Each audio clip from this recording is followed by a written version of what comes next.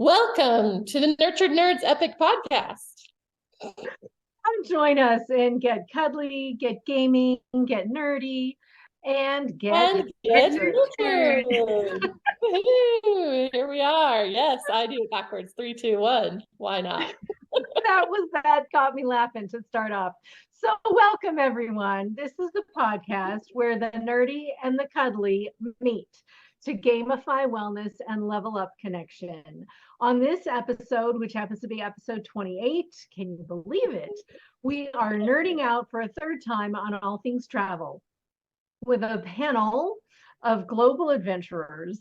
We will also talk about some more nerdy things, cuddly things, and let you know what's currently going on in our community of nerds, including a free care package raffle for new members. If you're watching or listening to this podcast on YouTube, hit the like and subscribe button, please. We appreciate that. And give us a comment. Let us know what you think and tell us what you're nerdy about, because everybody's nerdy about something. We want to hear from you. So we're just going to kind of jump in with introductions. So go ahead, Grace. Should I start? Yeah, okay, go ahead. So my name's Grace. I'm a professional cuddler. I'm a cuddle event facilitator. I'm also a life coach and an end-of-life doula, and different stuff. But so what I'm mostly nerdy about is cuddling and human connection, a platonic touch. Yeah. Mary, take it away.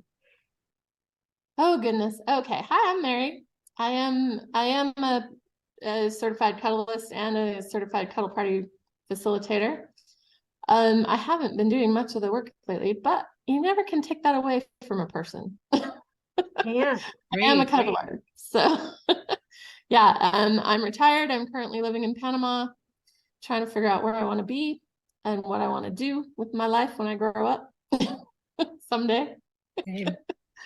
Growing up is overrated. Yeah. I hear. What? Growing up is overrated, I hear. Isn't it? Yeah, I don't know. Something that happens someday, way in the future, right? I'm 50. I'll figure it out someday. But yeah, I'm a nerd. Let's see, what am I a nerd about? I don't know. I'm a nerd about knitting. I'm a nerd about sci-fi and fantasy kind of stuff, and I like travel. I'm a nerd about cuddling and connection and healthy relationships.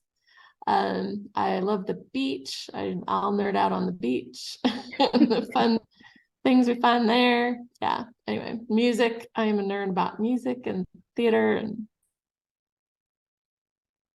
those kind of things started, right? Yeah. Sometimes I'm a geek too. I don't know the difference, but I can be both. No nerd geek separation here. But there's like an overlap. Venn diagram. There's a Venn diagram. Yeah, exactly. So Crystal, introduce yourself, would you? Yep. Welcome. Thank you. I'm grateful to be here. I'm Crystal from Pittsburgh, and I am so excited to be part of the Nurtured Nerds. I'd say I'm nerdy about cuddling and my kids and connection and psychology and plants.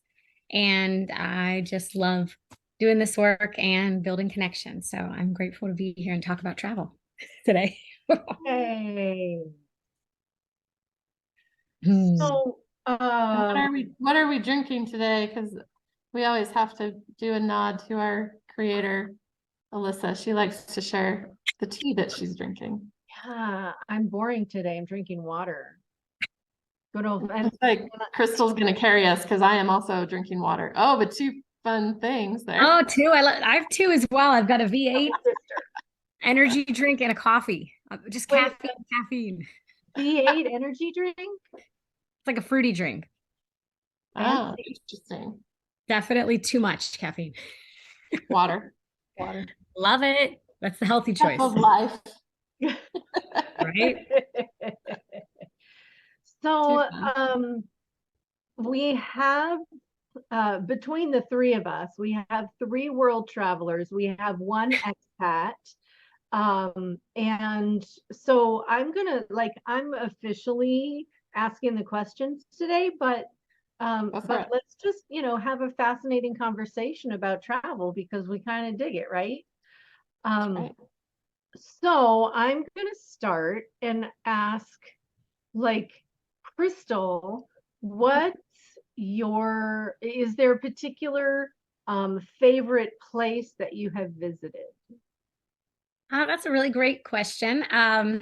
So I really tend to live in the now, and so I'd have to vote that my most recent trip would be my most unique and favorite experience. And I'm so blessed to say that I've been able to travel a lot in the last couple years, especially. But Panama was so beautiful, so unique, and I think part of that journey was that it felt like a pilgrimage, very similar to some of my other journeys where I met with beautiful humans, including the lovely Mary and the lovely Davion, who is our ghost in the machine, who's the behind the scenes amazing human that helps support us and create this work. So I want to thank both of you. Definitely Davion for helping me get there. I feel like he was much my safety buddy and my confidant and my partner throughout that journey. So Panama was just really gorgeous. And I'd say favorite, definitely. Yeah. Yay. What about you, Mary? Do you have a favorite trip? Favorite. Oh man. I don't know. I do really like it here in Panama. That's one reason why I'm here. Mhm. Um, yeah, all my favorite trips involve the beach. The beach So is yeah, what popped up for me too. Yeah, I love that. beach. Central America in general is just gorgeous everywhere here.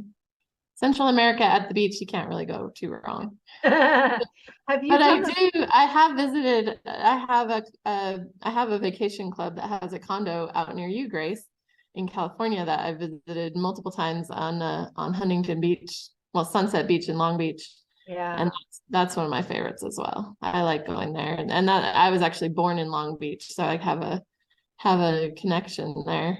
Oh, very cool. I don't think I Yeah, knew that. That's nice. yeah.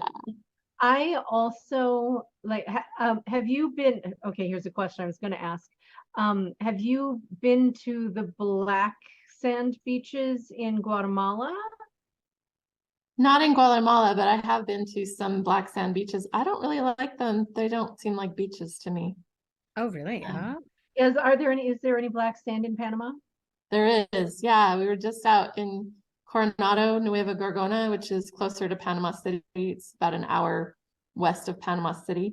Okay. And it's mixed though. There's white sand with black sand kind of Oh, mixed in. It's Oh, very weird. interesting. It's like swirly black sand and the black sand has like is not diamonds, but they have sparkly. It's actually quite pretty, but I yeah. don't like black sand.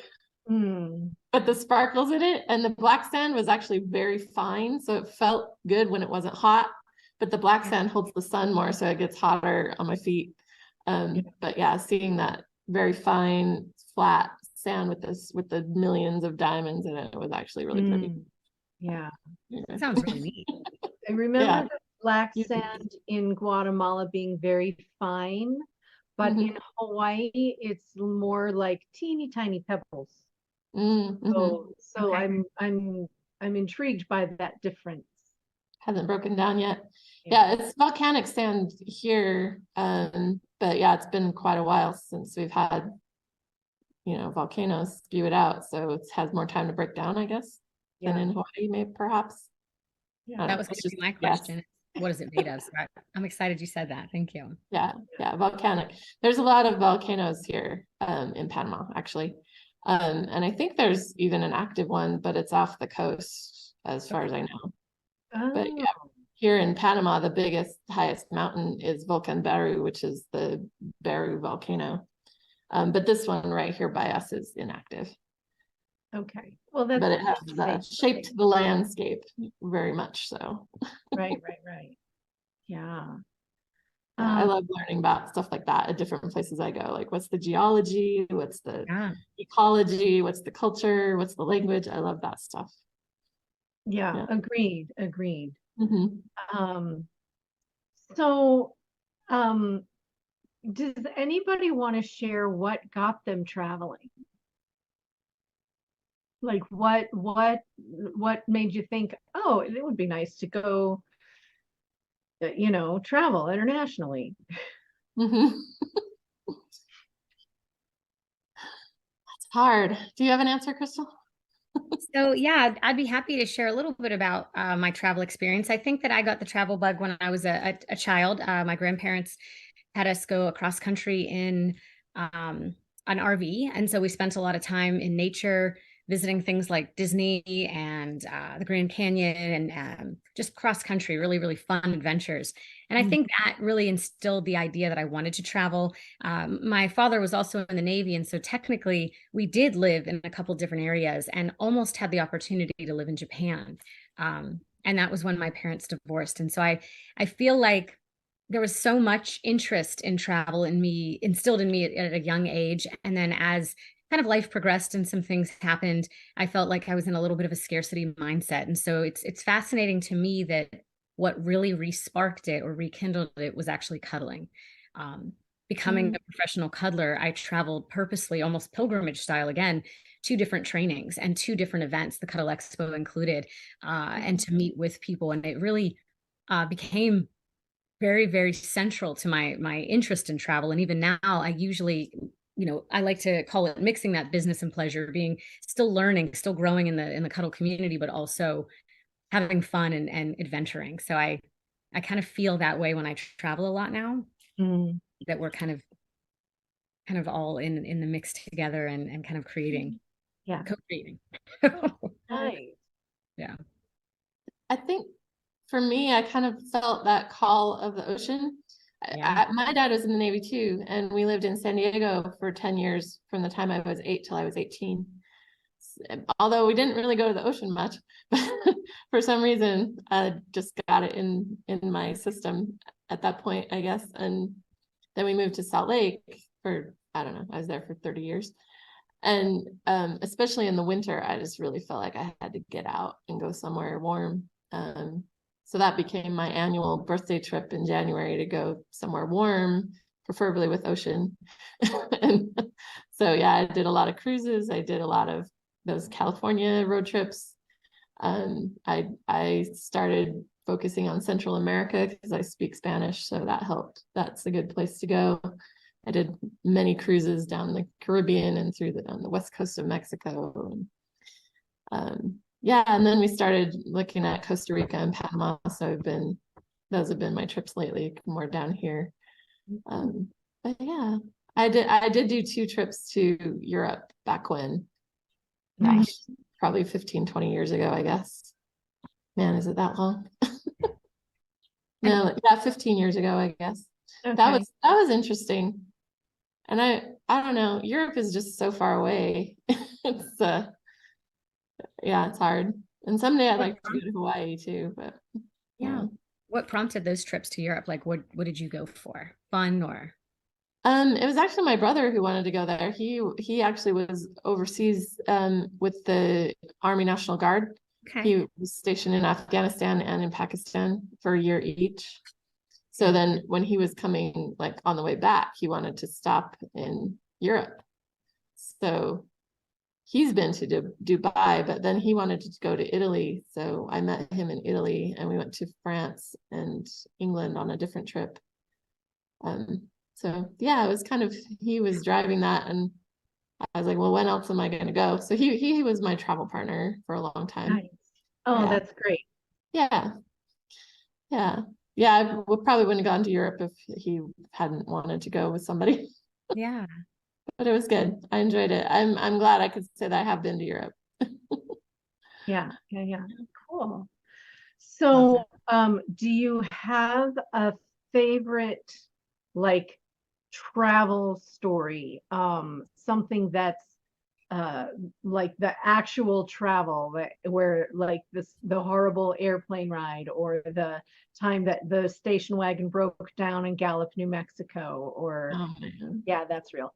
Well, I so is there I often say that the actual traveling part of travel, I don't enjoy it at all. Okay. I don't know. So, but again, once you've arrived at your location, Yeah, destination. Once I get there, it's good. Yeah. So you're not a road trip gal? I have done road trips, and they can be fun if I've got somebody good to talk to and sing with. That's what makes it, right? Yeah, I agree. Yeah. I agree. Yeah. I think the last few road trips I did by myself, and maybe that's why I didn't enjoy them as much. But it's still kind of nice to get away by yourself and have a lot of thinking time, I guess. Yeah, yeah. Yeah, I'm doing another one in June. I'll be driving back to Portland like I did last summer for a training nice. for a week in June from Nice. Salt Lake. So yeah, Okay. Yeah, I was wondering, from Panama? not from here. Yeah, that'd be a long road trip. That would take me 2 months probably. That would be a rough one. I actually have been researching that because I was considering trying to bring my car down here, and yeah, it'd go through like 5 or 6 different countries, and they all have different requirements for passing a car through, and what you need for registration, and plus I can't drive all day every day, so I drive 5 or 6 hours and take the next day off. So, and plus I want to see where I'm going. I wouldn't want to waste that. So it would probably be like a 3-month road trip to get my car down here. Wow. Yeah. Anybody interested in doing that with me? Let me know. See, that might still be on the. That might be an option. That might be, yeah. Have a friend, or have a friend meet you, or even like get a friend do half the journey or something. Yeah, come do a week or 2, and yes, I like that. Mexico, and then someone else can come through Guatemala or whatever. I think that's great. How about you, Crystal? Any like horror travel stories? You know, if anybody watches these podcasts, they're going to know that I repeat this story often. So the 2 times that I was really struggling were really my own disorganization. So the first time I traveled to Portland, actually to study with Samantha Hess, I packed a bag of extra clothes and I bussed around, and I was, kind of, on a budget. So I wasn't taking Ubers or cabs. I'm not even sure if Ubers were available at that point in the game, at least not as prevalent, or I wasn't, as aware of them. So I was kind of bussing and then walking through this park, and Portland tends to be very wet, very, muddy and rainy. Mm-hmm. And I'm about to, and of course I'm petrified. I'm very nervous, and I'm very wet behind the ears when it comes to cuddling and what to expect and how this is going to work. And, so I'm kind of already nervous, and I'm late. That's like my MO. And so I'm running through this like park with my backpack, and I slide down maybe like, it felt like 10 feet. I don't know if it was a full 10 feet, but I slide for like a while. I stand up, and not only am I covered in mud, but the backpack filled with clothes is definitely soaked, like weirdly soaked, like more so. So everything, head to toe. And I like walk up to her place soaked in mud, and I just look at her, and I'm like, And I did, of course, break down into tears. This is not the first time. People usually see tears from me. And she was so kind and compassionate about it. It was actually magical. I gave her a rock. She gave me a rock. It was weird, but it was beautiful. And so that was a really tough experience, but also a really moving one. And not the same exact thing, but a similar thing happened when I traveled to the Cuddle Sanctuary training. I thought it was at the Love Dome. And so I not only got my Airbnb close to the Love Dome, walking distance, which I was all excited about, but I showed up at the Love Dome for the first day of training. And I'm like, oh, I don't know what's going on. I can't get in. Like, I'm knocking, and I'm like, okay. And by the way, I'm still living in scarcity at that point. So I'm on a real tight budget. Like I shouldn't, I wasn't being smart about it at all. And so I'm like, okay, well, I could try to Uber, I could try to take a bus or whatever. I get on like the wrong bus. I get off the wrong bus. I get on a different bus that might be the wrong bus or the right bus, but I get off it real quick because I'm scared. Then I realize that it's going to take me like 2 hours, and I'm calling, and I'm frantic. And Jean was like, yeah, just get here when you get here. And so eventually I was able to successfully arrive. And she was very both Jean and Sam were so compassionate, and yet also held me very accountable. They were like, okay, there's a time to take your emotions, and now there's a time to work towards being present in the class. And I was just so grateful for the fact that they allowed me to be there and be myself, but also kind of held me accountable to be present in the training. But those are 2 stories that really, they leveled me up, let's just say. Yeah, it sounds like, yeah. Very grateful for those experiences. Wow. Humbling. So there was a time I was in a performing group of high school students, and we were flying to perform in Iowa. And we had to, and we were flying, we were scheduled to land in Las Vegas. No, it was a direct flight to like Chicago and then south or something. But there was like the worst weather ever. It was lightning and thunder. It was a big, big storm. So that like we couldn't go up, we couldn't go under, we couldn't go around. We were just in the storm. And we landed, we had to do an emergency landing in Pocatello, Idaho. Oh, no. Which is about this big. And but it just so happens that that's the airport near where my father grew up, and so his brother lives nearby, and so I'm like, oh sure, I know Pocatello, and all my friends were like, how do you, it's this big, how do you know people in Pocatello? Do you know somebody everywhere? Well, yes, I do, but I love that. So it's this big. It's this big. Well, okay. It's not huge. Anyway, but we were safe, and that's what mattered. Yeah. Yeah, that's good. We made it to our destination. So, oh, okay. What's our next question? I'm looking at my little notes. Oh, let's talk about souvenirs. Are we souvenir purchasers? I see Crystal laughing. What's going on? I'd like to pretend I am not, but yeah, Mary even called me out on it. I was like, I want this, but I don't know if I'm gonna get it. I want it, and I'm wearing it right now. By the way, the beautiful moon necklace that Mary not only said, "Hey, girl, sounds like you want that. Let's just, you know what? Let's just honor ourselves and get that." And I was like, "All right, yeah." Someone gave me permission. And then she put some beautiful Reiki energy on it. And so I've been like rocking this necklace. I've gotten compliments all over. And it's just my favorite little moon necklace. It's beautiful. Oh, that is beautiful. Wrapping. Yeah. My favorite. I appreciate you, Mary, for honoring that necklace and just giving me some vibes. So good. Yeah. That's the right kind of souvenir to get. Like this, like that, I could tell that piece was speaking to you. She kept coming back around to it. And it's so hard though. Yeah. When you're trying to be like, is this really going to be significant? Or is it just another piece of thing that I'm going to put in a drawer somewhere? Definitely. Yeah. But you're wearing it. You did it right. The question that I have for you is a little bit different, if you don't mind. So you're not exactly like you're not a tourist in Panama. So how, like, being an expat, how do you treat like that whole souvenir thing? Do you or do you not? Or well, yeah, I try not to, because I'm actually trying to go really minimal because I'm moving around. So, I'm going to be carrying things in suitcases. So I don't have a lot of space to have stuff.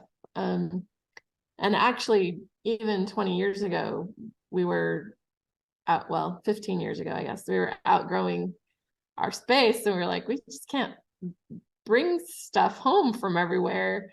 Right. And my brother and I started doing magnets. So we had our fridge full of magnets from all the places we'd been. So that was kind of our thing for a long time. To have just some little small thing to commemorate the trip and have it in a visible place so we could see it. And that was good. I think that works well. And if I don't buy souvenirs, I guess, but if there's something like the necklace that Crystal got that speaks to me in a place, then I would get it. Like I bought a little silver turtle. It was actually at the Hello Travel shop here, which is they do guided tours, and this one was taking us to Bocas del Toro, which is about 4-hour drive away from here on the north coast of Panama. And it just was a little silver necklace on a braided hemp string that I really liked, and it spoke to me, and I wore it like the whole trip. I didn't take it off, and so yeah, I buy stuff like that very occasionally. Yeah. But yeah, and in fact, when they were coming, I was like, do you guys like to shop? I don't know, because that's a different trip. I don't really do that, but I can take you places. Yeah. Yeah. But there are people who just want to shop and buy a lot of stuff and yeah, that's just not my mode anymore. Yeah. And that makes sense to me, because you're, I mean, you're not like going to live there forever for the rest of your life, but so you do need to have that flexibility to travel. So it makes sense that you're not buying, giant paintings or cultural icons. Yeah.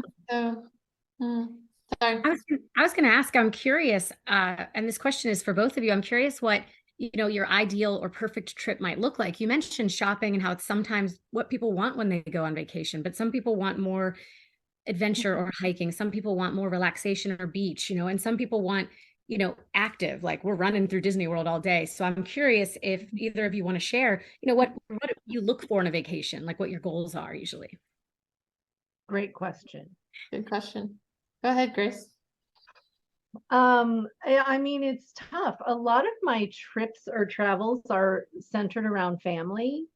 So whether it's going to visit someone or we're all going together to a location, I feel like I like to have a good balance.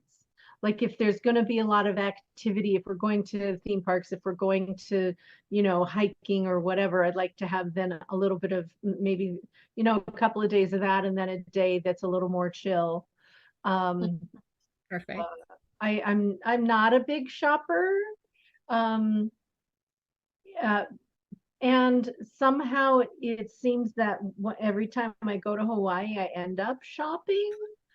Don't know why, but part of the fun is like going to farmers markets and supporting local artisans and things like that, which I definitely, because I feel like going to the market is a farmers market or an open air market that's part of the culture. Yes. So that's, for me, that's not I'm shopping, I'm exploring the culture and experiencing that.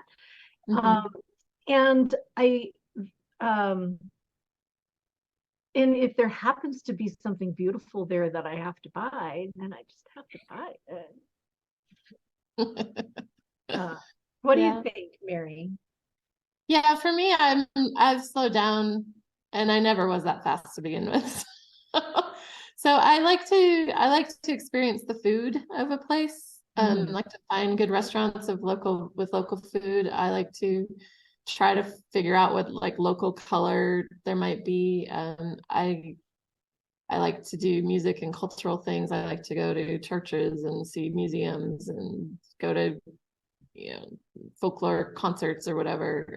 If there's that kind of thing there, I like to learn about the culture of the place. I like to go to the market that the locals go to, not the shopping market. Right. Yeah, to experience the culture. I do like to take it kind of slow and just sit around, and I like to look at nature. Slow hikes, sitting on the beach watching the waves. And what I really love is having someone there to visit or to go with me, so that there's a person or people to experience it with and sit around and talk a lot. That's one of my favorite things. Take it slow, go do an activity, come back and talk more and hang out, take a nap. That sounds like a good vacation.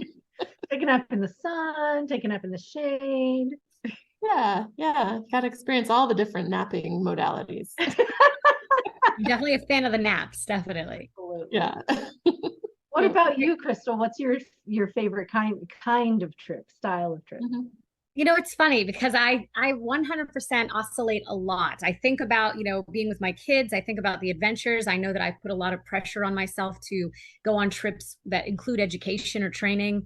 Mhm. And I'm recognizing one thing that kind of uh, felt really good in the moment as you were speaking, Mary, or what came up for me was how beautiful it was to feel into kind of both the dynamics of Davion and yourself. And so with Davion, we were kind of running. We were doing a lot. We were active. We were getting up early, staying up late. And then it was so beautiful to have just that slowdown in the moment as we were with you, as we were exploring the beach, as we were just spending time listening to the birds and being present on the porch.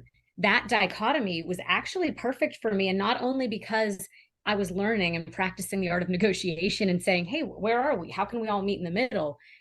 So that connection was part of it.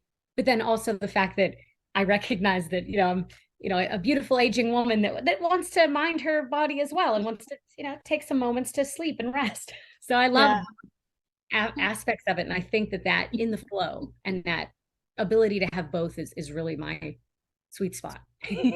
That's great.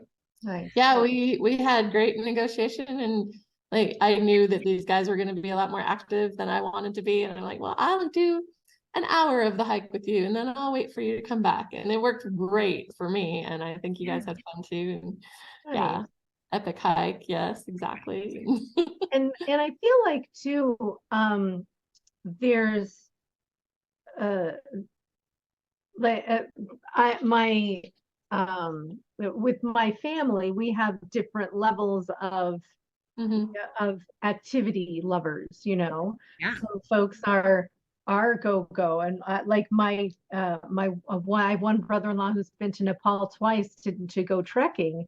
I'm like, oh, peace out, my brother, you do you, and I will not trek with you. But like I don't necessarily go on vacations that I have to train for. Yeah, relax. Although when I was getting ready to go to New Zealand, I did, for the month before, I made sure that I got at least 10,000 steps every day, and sometimes 15, just because I knew there was going to be a lot of walking and exploring, and so I wanted to be ready for that. But not like, hiking and taking 17 flights of stairs a day to get ready for trekking. But even that, what you did, that sounds amazing and very, very well. Yes. Yeah. Very smart.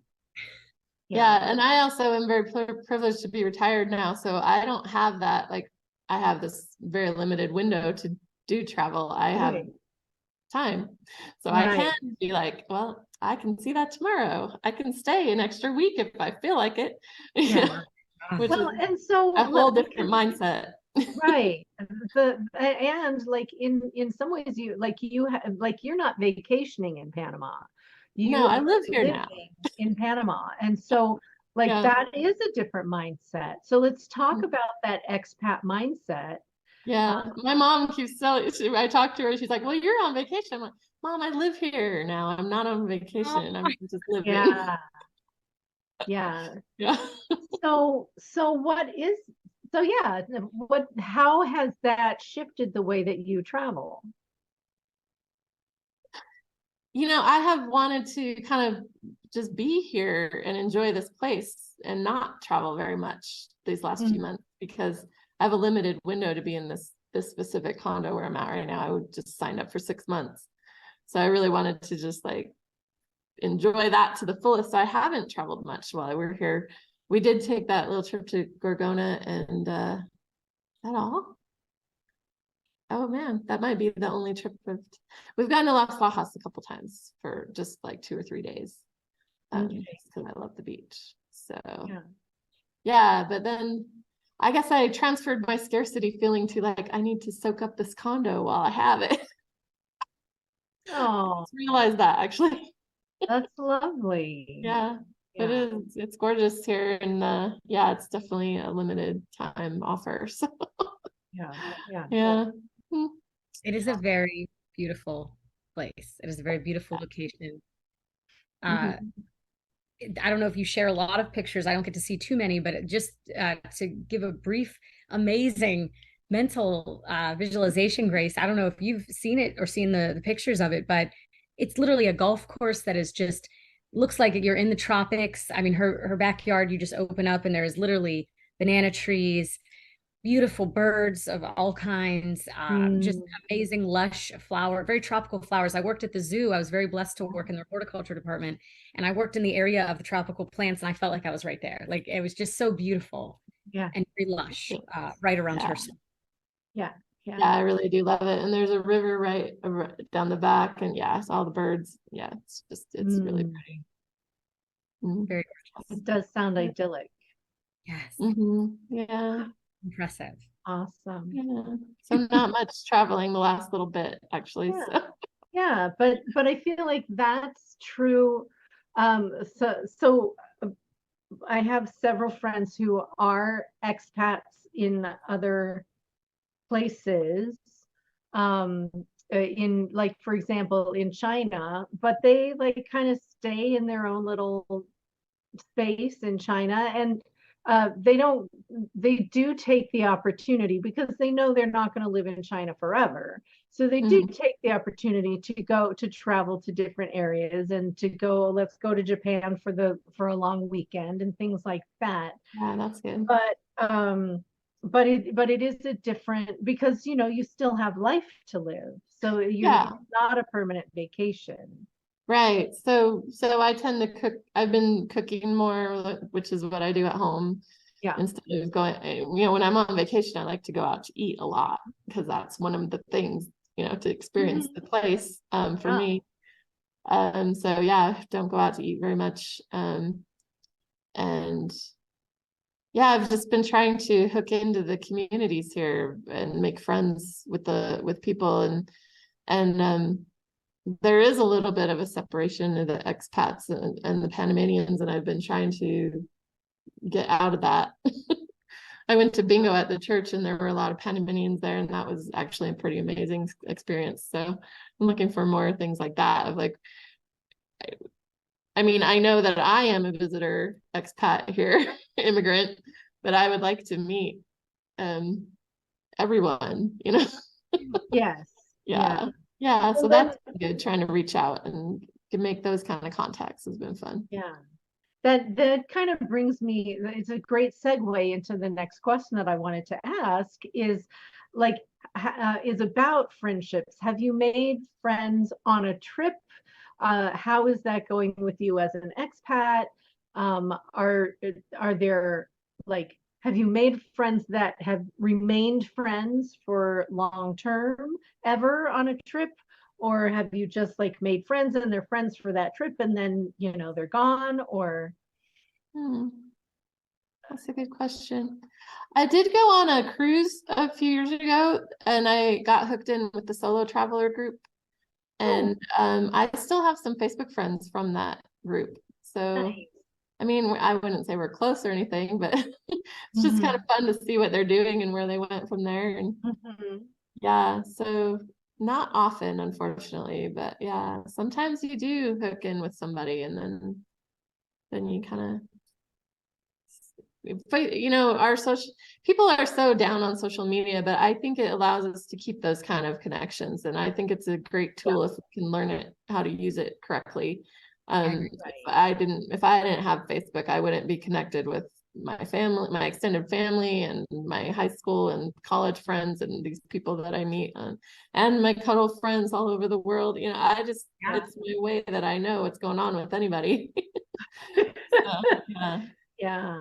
I feel that. And that was something I was going to bring up, is that the people that I've met that I've had the longest connection with is actually the cuddle community. So most of the people, including you wonderful humans, that I've actually met on my journeys to become a cuddler, have been the most profound and uplifting community. So not only was everybody, including both of you, people I looked up to for a long time, but now people that I'm grateful to say that I really feel connected to and feel grateful to share space with and be, learning and growing together with. And it's been very magical. And thinking back to my first journey, my first group cuddle experience with Cuddle Sanctuary is where I met Davion. And again, I think a lot about the time that Grace, you held space for me. And it was a very beautiful moment where you kind of said, hey, are you ready to ask for what you want? And that was part of the reason I had traveled across country to California that time, was really to get space held for me as somebody who feels somewhat of a lone ranger in Pittsburgh sometimes. Yeah. That was really moving. So I really think that the best travel companions or the best people I've met have been cuddlers. We're all pretty good at connecting and sort of just even a minor connection. And one thing I noticed, Mary, as we were traveling together, was how wonderfully able you were to connect in with the locals. I mean, there was a couple moments where we spoke to a gentleman or a human that you could tell there was a fun connection that was kind of built, even if just in that moment.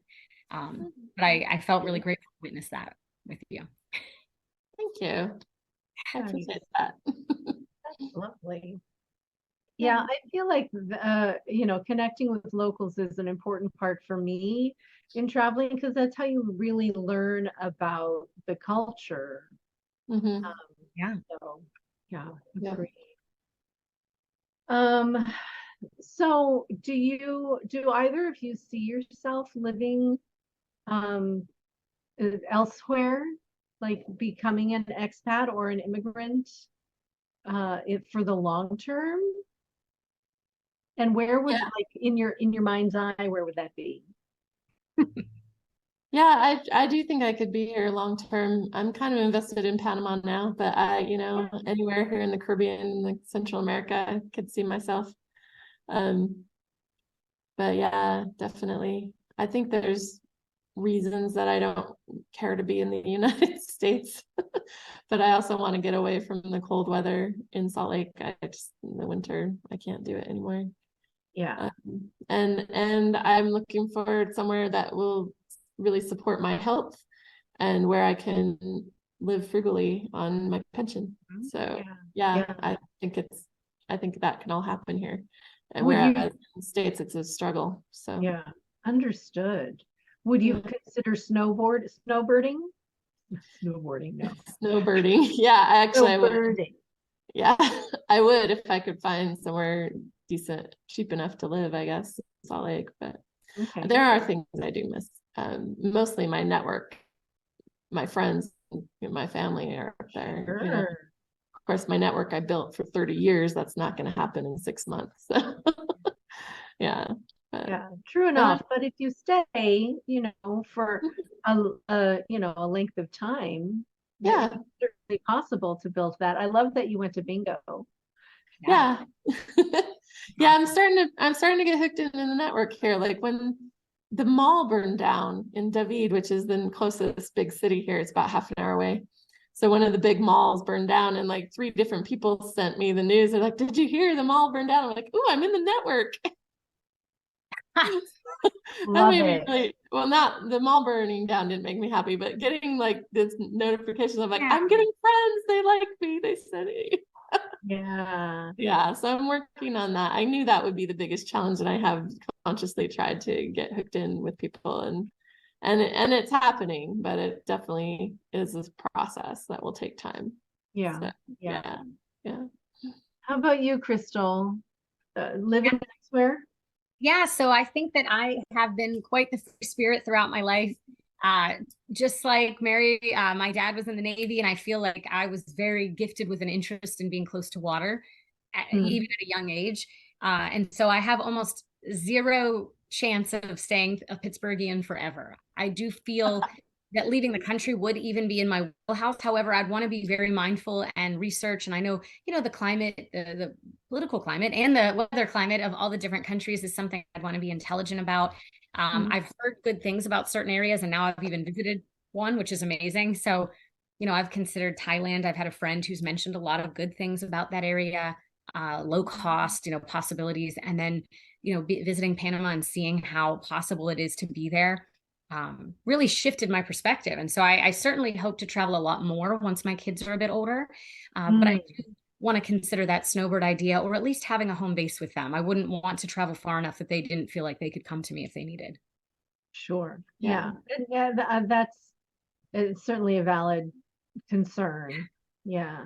Mhm. We have time for one more like travel sort of related question. And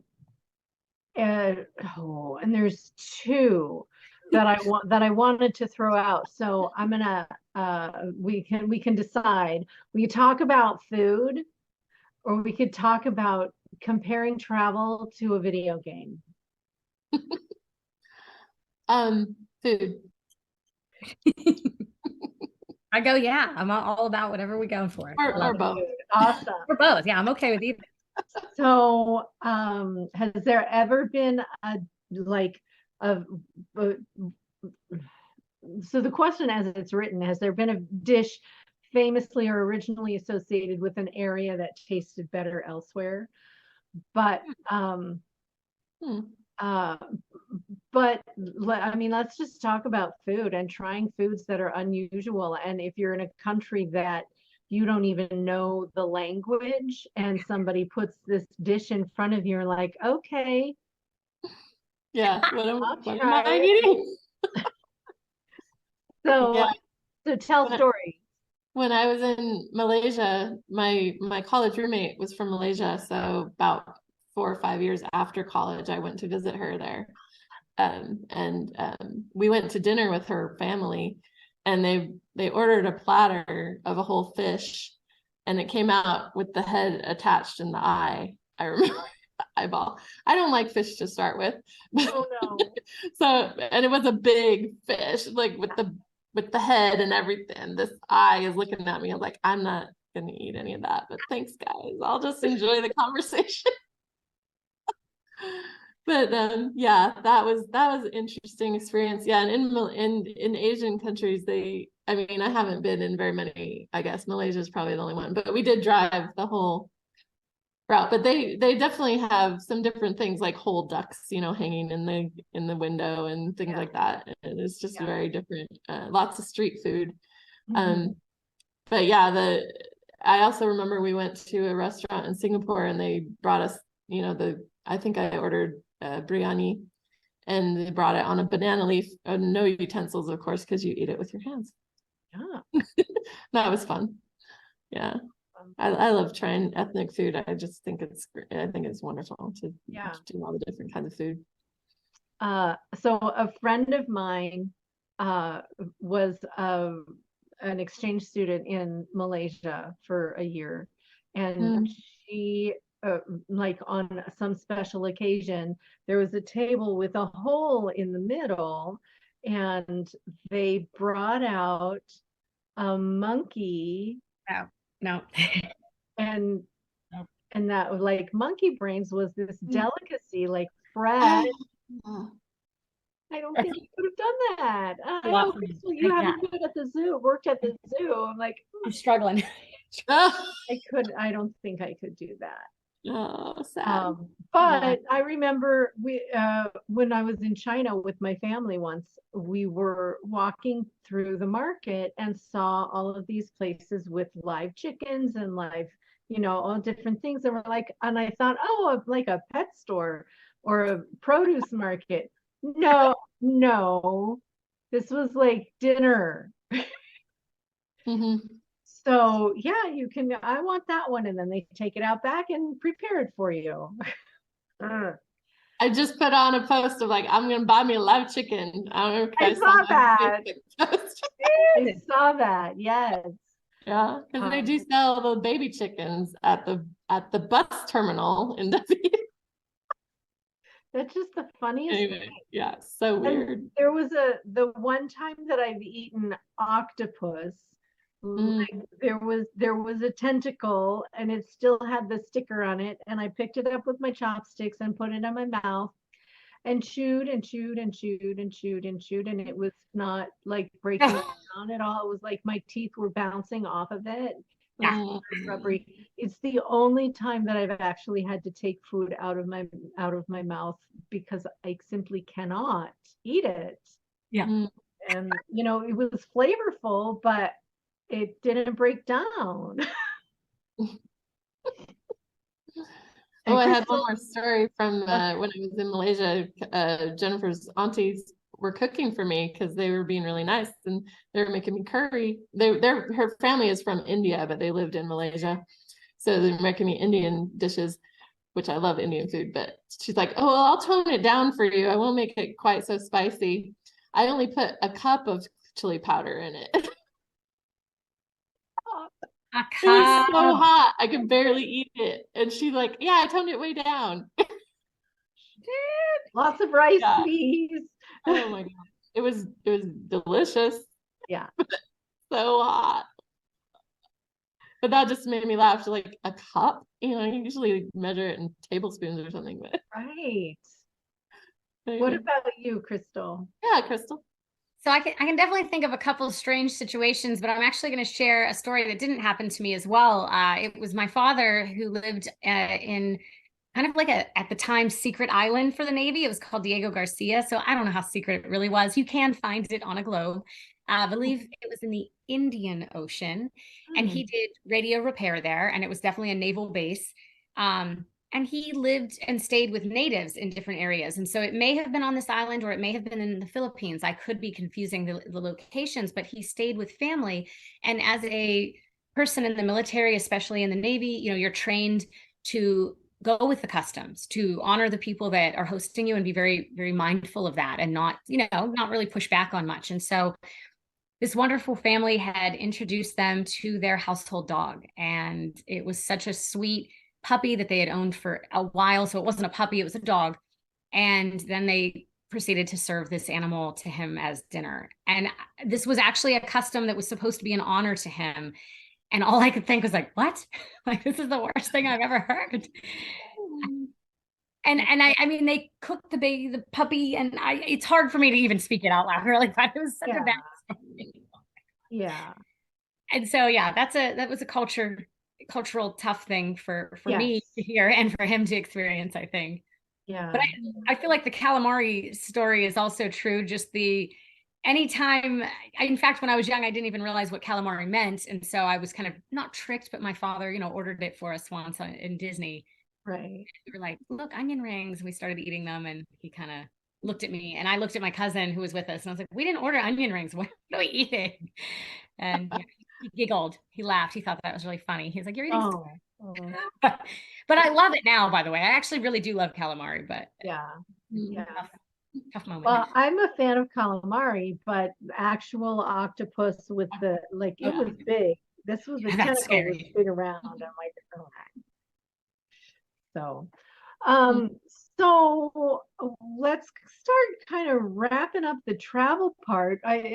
We like to, as you all know, we like to sort of wrap up with a cuddle pose of the episode.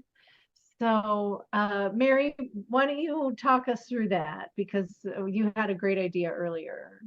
Sure. Well, Gita recommended that we just have our pose be the group hug, which is what we were able to experience when he was here with Crystal. So we all had a group hug, and that's great. You just come in together and all hug each other at the same time. And I remembered an incident when I was at a camp, and one of the places at the camp had a hug bar. And they had different things up on the menu that you could choose the type of hug that you wanted. And one of the hugs they offered was cinnamon roll, which is a group hug. And you get 4 or 5 or 10 or 15 people holding hands in a chain. And then you have one like roll up into the middle of the group, and you're holding hands around as you hug each other in this big cinnamon roll. I love it. Like, you would have to not, if you were the person in the middle, you would definitely have to not be claustrophobic. What's the word? Claustrophobic, right? Yeah, it sounds interesting. I haven't done it, but I would like to try it sometime. I think it'd be fun with a bunch of people. I think. Yeah. I'd probably be giggling the whole time. But I also love the idea of a hug bar. Like, what kind of hug would you like? I love that idea. Yeah. That's a great idea. Send me options for the hug bar menu, everybody.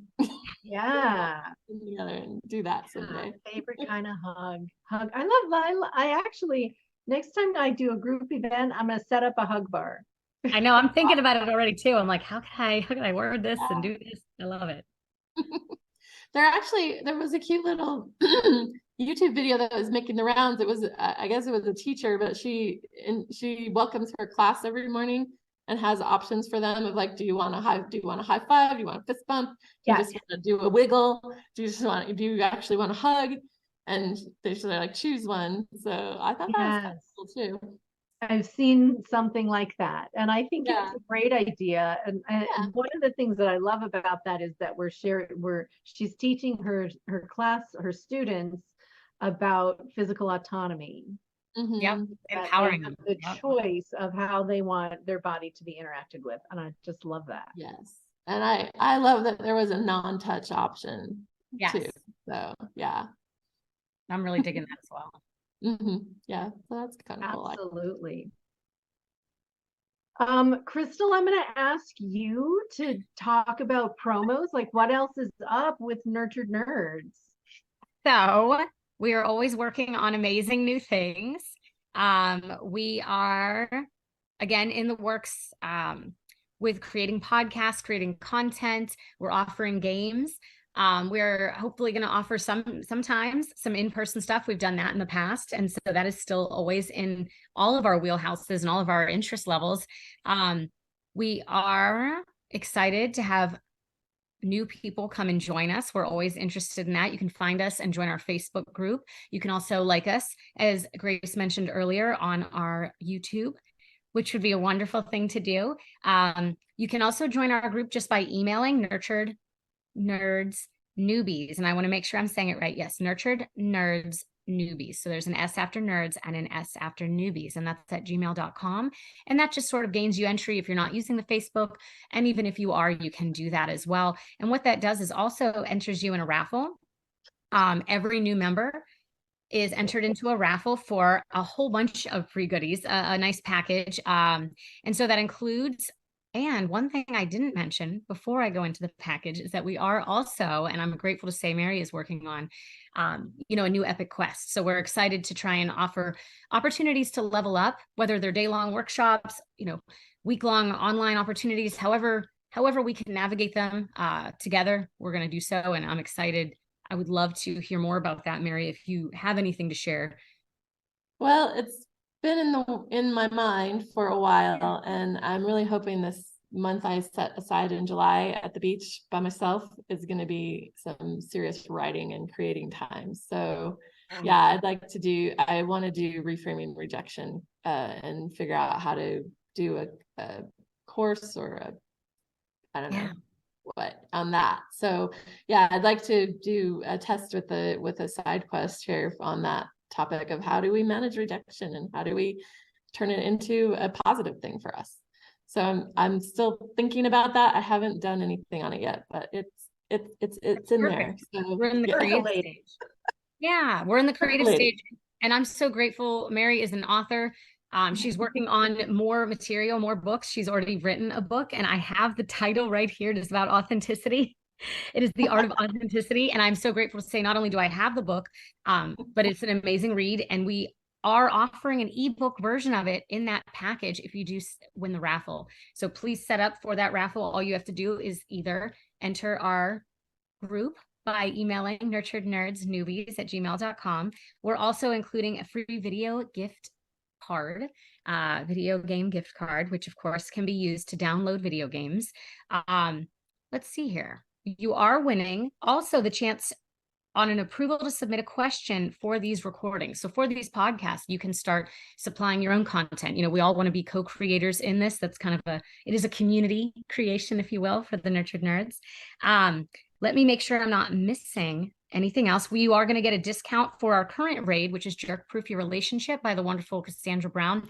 It is an amazing opportunity to deep dive into your personal I like to call it the parts work, or, there's a lot more content than that, but it's a very wonderful opportunity. If you're interested, you get a discount on that when you win.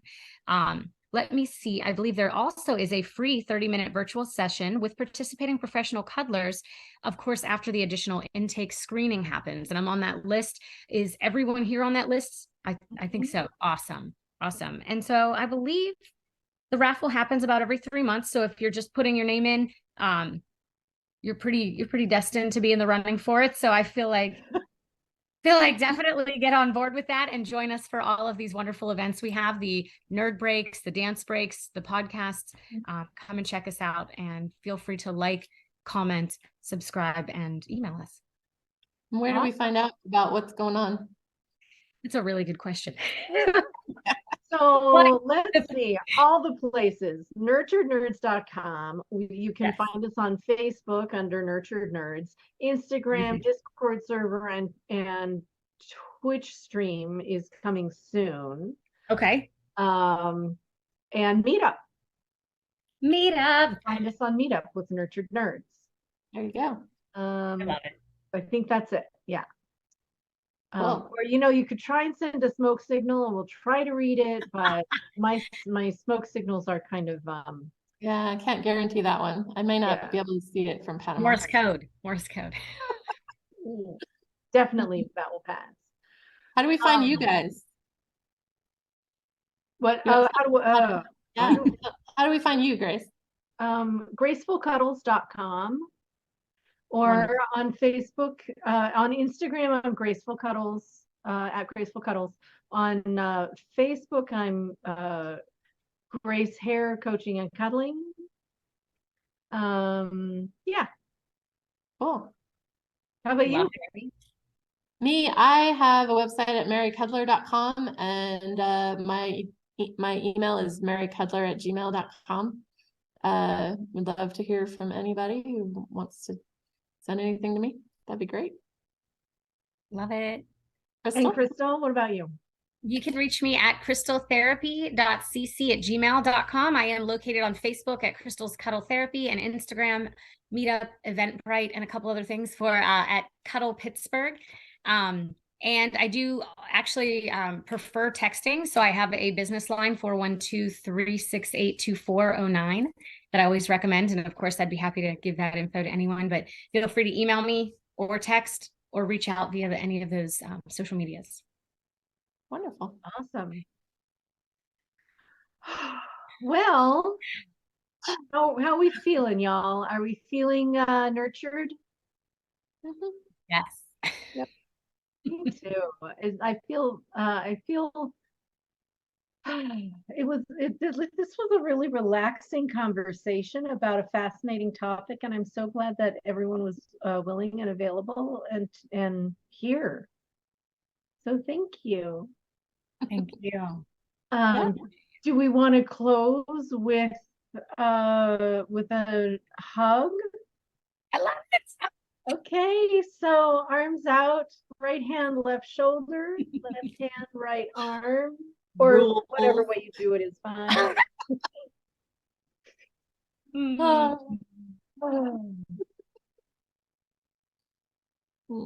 Thank you all so much for letting me host and having a fabulous conversation. I'm really grateful.